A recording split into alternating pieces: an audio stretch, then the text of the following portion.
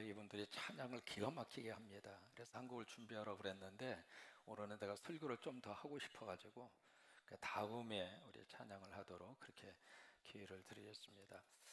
여러분, 마가복음 14장의 말씀의 전체적인 주제는 예수 그리스도의 순환과 고난의 시작입니다.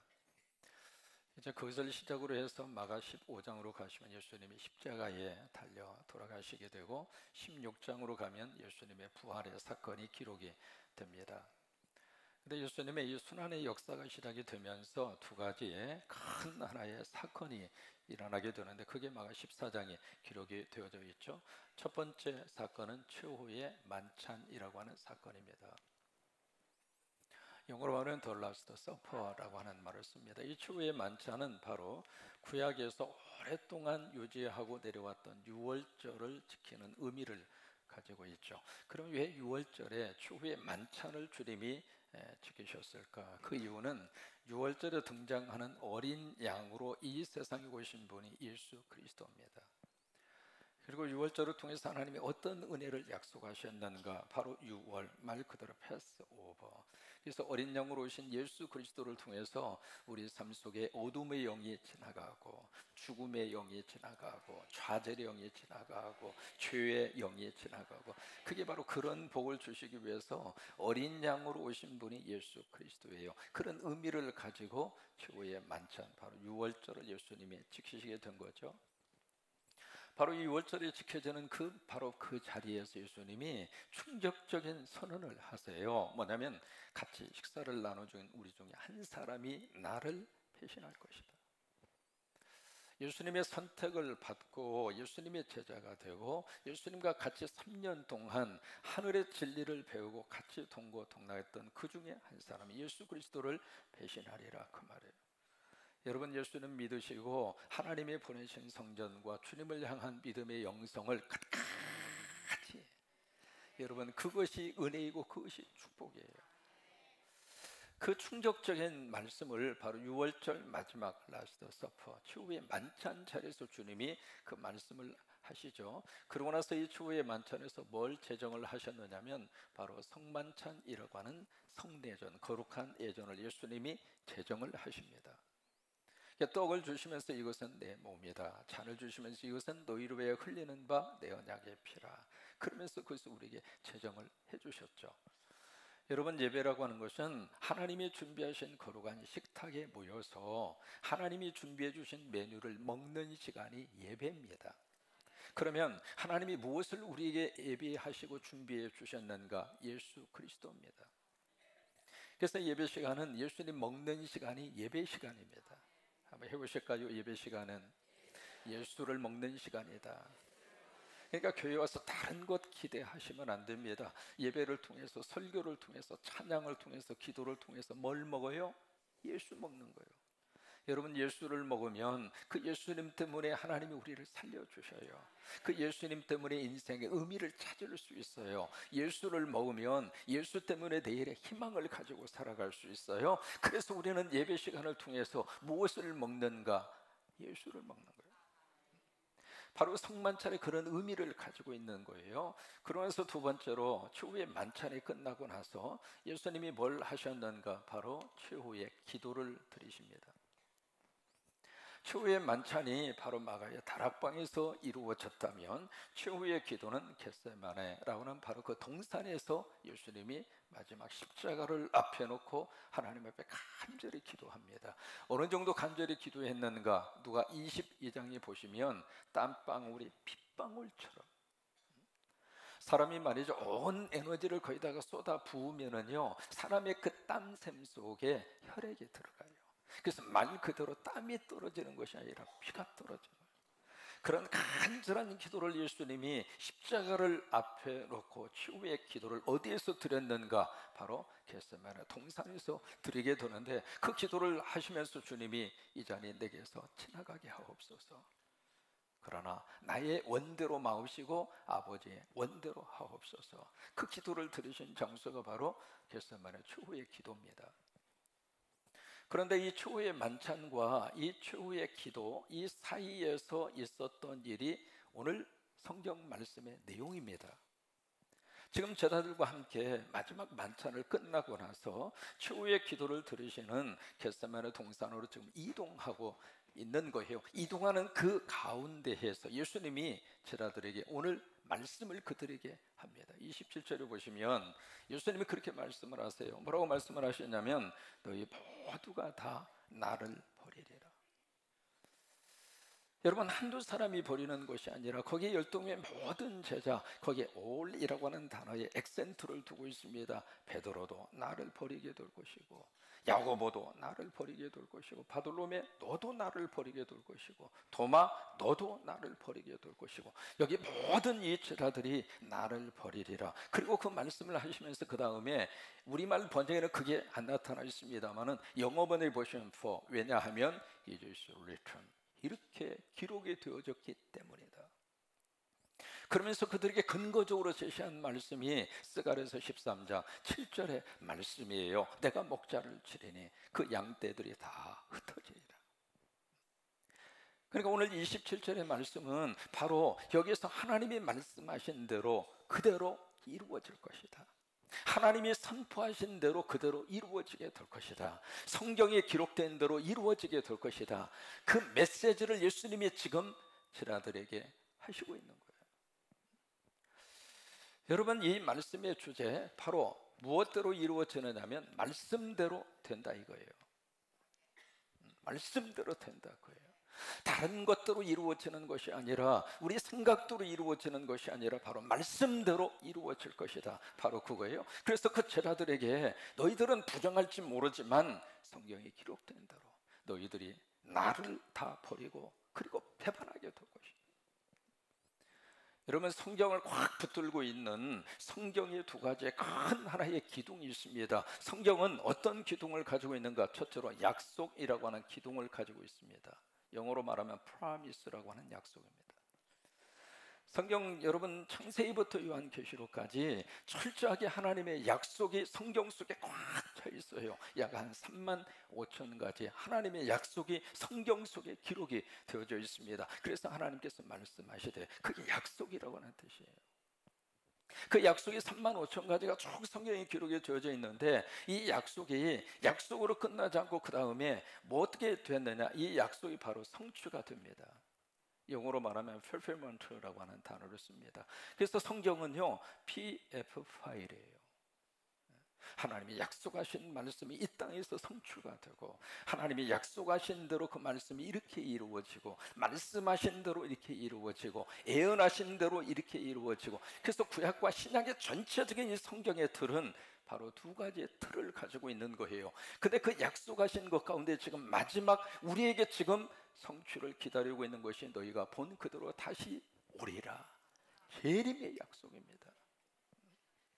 이것이 성경의 가장 중요한 골격이거든요. 그러니까 이 말씀대로 드리라, 말씀하신 대로 약속하신 대로 그대로 이루어지리라. 이게 성경이 가지고 있는 가장 중요한 두 가지의 키예요. 요한복음 14장 29절 말씀에 예수님이 그렇게 말씀을 하세요. 이제 일이 이르기 전에 너희에게 말한 것, 그 말한 것이 바로 프로핏 예언이고 그것이 프로미스 약속이에요. 그 말한 것이 그 다음에 일이 이룰 때 그것이 바로 fulfillment 성취입니다. 그 말씀이 그 약속대로 이루어진다 그 말이에요. 그것이 이루어졌을 때 너희로 믿게 하려 함이라. 고린도전서 15장 부활장이잖아요. 그 부활장의 3절과 4절에서도 그렇게 말씀을 하십니다. 내가 받은 것을 먼저 너희에게 전하였노니 이는 무엇대로? 크게 무엇대로? 크게 무엇대로? 그래요, 성경대로예요. 성경. 그러니까 하나님의 말씀대로 그리스도께서 우리 죄를 위하여 죽으시고 장사 지낸 바 되셨다가 그 다음에 무엇대로? 크게 무엇대로? 성경대로 사흘 만에 다시 살아나서. 그래서 누가복음 1장 38절에 거기에 마리아의 너무 귀한 믿음의 고백이 나옵니다. 무슨 고백이 나오느냐면 마리아가 이르되 주의 여종이 오니 무엇대로? 크게 무엇대로?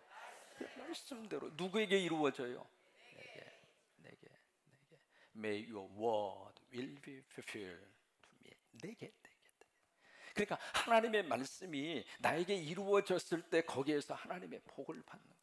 그러니까 하나님의 약속의 말씀이 내 삶 속에서 그대로 이루어졌을 때 간증이 나오는 거예요. 여러분 속에 그런 은혜가 임하기를 주의 이름으로 축원합니다. 그러니까 이게요, 오늘 예수님께서는 오늘 제자들에게 다른 무엇보다도 말씀대로 된다. 아주 괴짜 작가 중에 한 분이 있는데 A.J. 제이콥스라고 하는 사람. 이 사람은 어느 정도 괴짜냐면 자기가 이 세상에서 최고로 똑똑하다고 하는 거예요. 그래서 똑똑한 것을 증명하기 위해서 뭘 했느냐면 브리테니카라고 하는 백과사전이 있습니다. 굉장히 두껍잖아요. 근데 그 많은 브리테니카 백과사전을 통독하고 암기한 사람이에요. 괴짜도 이런 괴짜가 어디가 있겠어요? 근데 언제가 이분이 성경을 읽다가 무슨 생각을 했느냐면 하나님 말씀대로 살아보자. 그래서 1년 동안 하나님의 말씀대로 살아본 다음에 그 사람의 자기의 체험을 거기다 담아서 책으로 써서 냈는데 그 책의 제목이 참 아주 인상적인 제목으로 책을 그분이 썼습니다. 어떤 책을 썼느냐면 미친 척하고, 그 빨간색으로 되어져 있는 부분이 바로 그거예요. 미친 척하고 성경 말씀대로 살아본 1년이라고 하는 책을 그분이 써요. 쓰는데 그 앞에 여러분 그 그림을 보시면은요, 뭐 수염을 길게 이렇게 길렀잖아요. 그리고 옷은 마치 구약의 제사장 옷과 같은 그런 옷을 입고 한 손에는 성경을 들고 한 손에는 스타벅스 커피잔을 들고, 그리고 이제 밑에 신발은 샌들을 신고, 그러고 나서 그 뒤에 있는 배경의 도시는 뉴욕의 맨하탄이라고 하는 도시예요. 저런 모습으로 성경대로 1년 동안 저분이 말 그대로 미친 척하고 성경대로 1년을 이분이 살아보는데, 그냥 이렇게 성경대로 산다 그렇게 생각한 것이 아니라 16번 성경을 통독하고 나서 700개의 성경 말씀대로 사는 리스트를 쭉 쓴 거예요. 그래서 하나님 말씀대로 욕하지 않고 살고, 하나님의 말씀대로 용서하고 살고, 하나님의 말씀대로 기뻐하고 살고. 왜요? 항상 기뻐하라고 그랬으니까. 왜 이렇게 웃으세요? 좋은 일 있어요? 아니요. 왜? 근데 왜 웃으세요? 항상 기뻐하라고 그래서 지금 나만 웃고 있잖아요. 그러니까 하나님의 말씀대로 700개의 리스트로 쭉 작성을 해서 범사에 감사하라, 막 짜증나는 일이 있어도 막 감사를 하고, 그런 식으로 이분이 1년 동안 살았어요. 1년 동안 살고 나서 이분이 오프라 윈프리라고 하는 세계적인 토크쇼가 있잖아요. 토크쇼에 게스트로 참석을 해서 그가 이런 고백을 합니다. 아주 참 인상적인 고백을 해요. 말씀대로 살기 위해서는 미치지 않으면 안 돼요. 하나님의 말씀대로 산다고 하는 것이 쉬운 세상이 아닙니다. 내가 지금 기억하고 있는 말씀, 설교를 통해서 아멘 했던 말씀, 그 말씀 그대로 가지고 세상으로 가서 산다고 하는 것은 쉬운 일이 아니에요.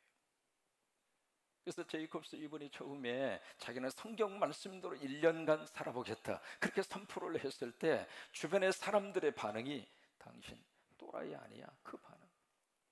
그러니까 말씀대로 산다고 하는 것이 쉽지가 않다 그 말이에요. 만만치가 않다 그 말이에요.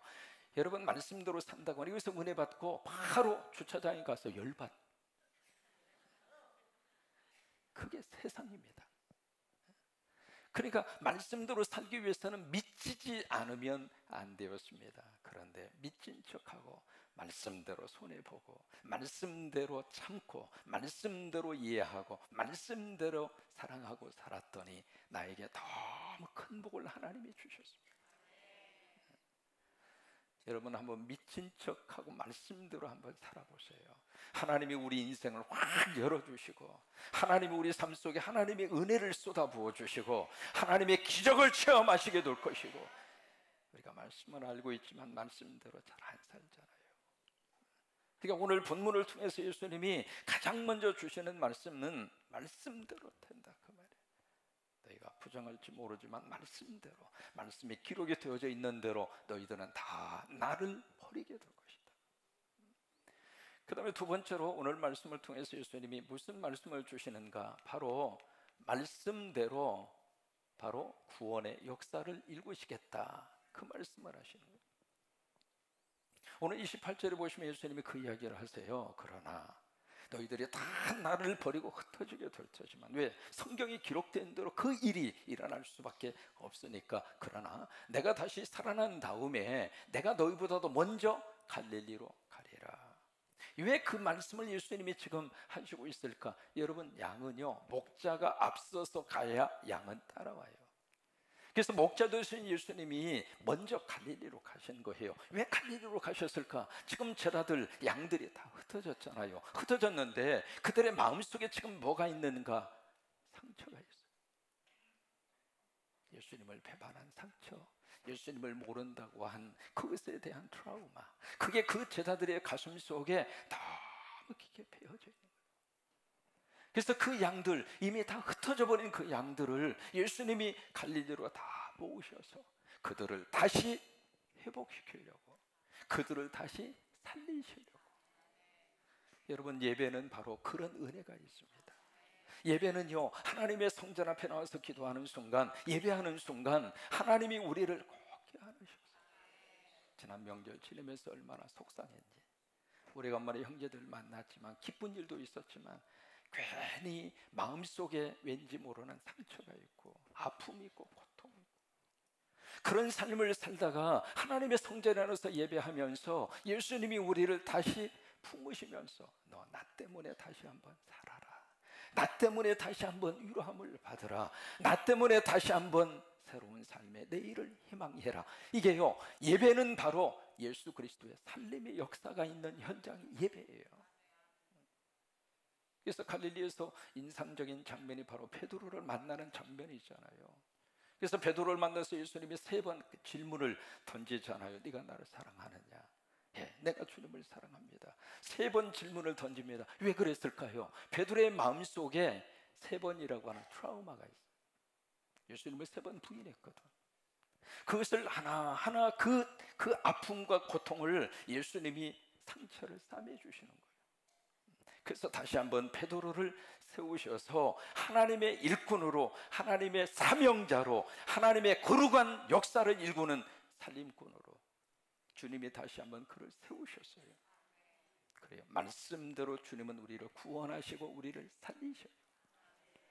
3번째로, 예수님은 말씀대로 된다, 그렇게 말씀을 하시니까 거기에 대해서 제자들과 베드로는 뭐라고 주장을 하고 있는가?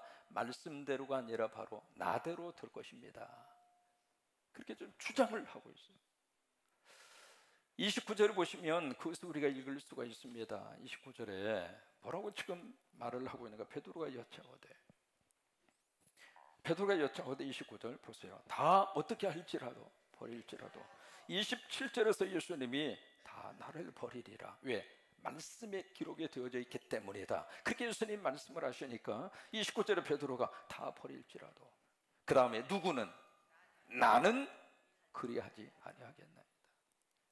지금 여기에 베드로가 3가지 결정적인 실수를 해요. 첫째로, 말씀대로 된다는 신앙을 거부하고 있습니다. 말씀에 기록된 대로 다 버린다 말씀하시지만은 예수님 그 말씀대로 이루어지지 않을 것입니다. 그러니까 말씀대로의 신앙을 지금 베드로는 거부하고 있는 거예요. 그리고 2번째로 비교하고 있습니다.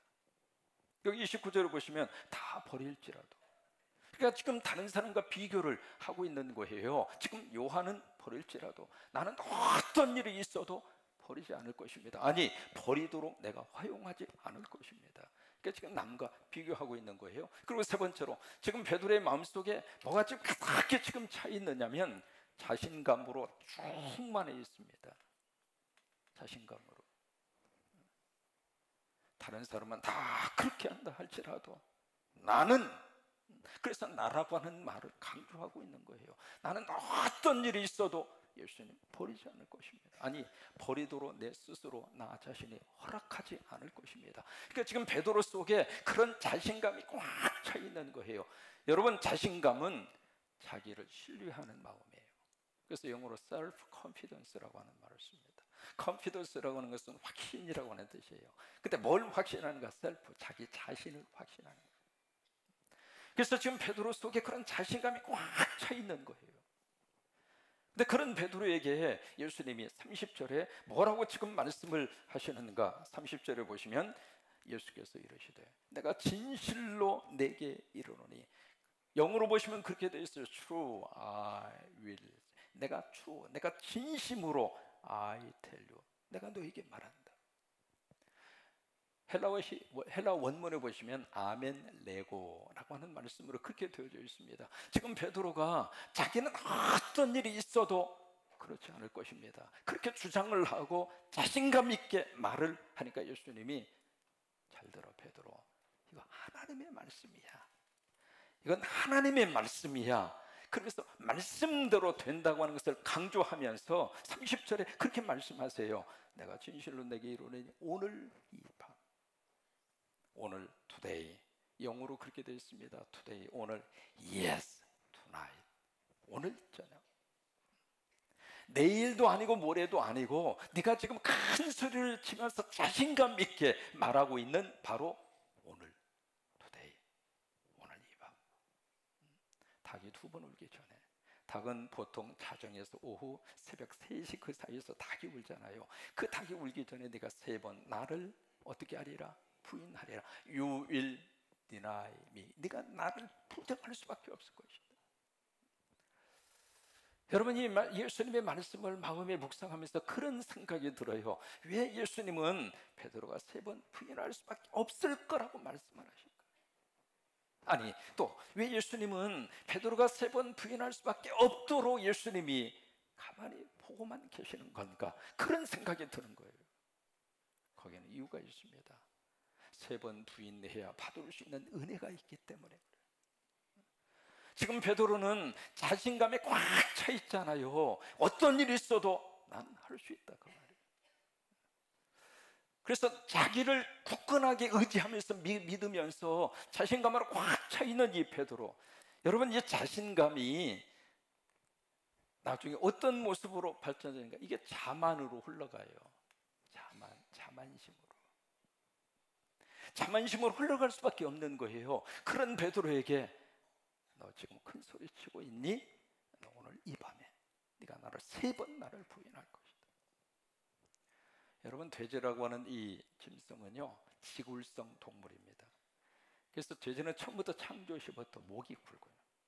여러분, 돼지 보시면서 돼지가 사슴처럼 목이 가늘은 돼지 보셨나요? 돼지는 다 목이 이렇게 굵어요. 왜냐하면 처음부터, 그래서 지굴성이어서 늘 돼지는 땅만 보고 살아요. 왜? 땅을 통해서 먹을 걸 찾고 그러면서 평생을 살아요. 그러다 보니까 이 돼지는요 자기가 고개를 들어서 하늘을 볼 일도 없고 보고 싶은 마음도 없고 볼 수도 없어요. 평생을 돼지가 그렇게 살다가 그냥 가시는 거예요. 근데 이 돼지가 언제 하늘을 볼 수 있을까? 딱 한 번. 언제 볼 수 있을 것 같아요? 뒤집어지면 보는. 뒤집어지고 나면 하늘이 보이는 거예요. 그러니까 지금 베드로가요 지금 서 있을 때는 받을 수 없는 은혜, 자신감으로 꽉 차 있을 때는 받을 수 없는 은혜를 그가 예수님을 3번 부인했을 때 거기서 철저하게 베드로는 또 다른 하나님의 은혜를 경험하는 거예요.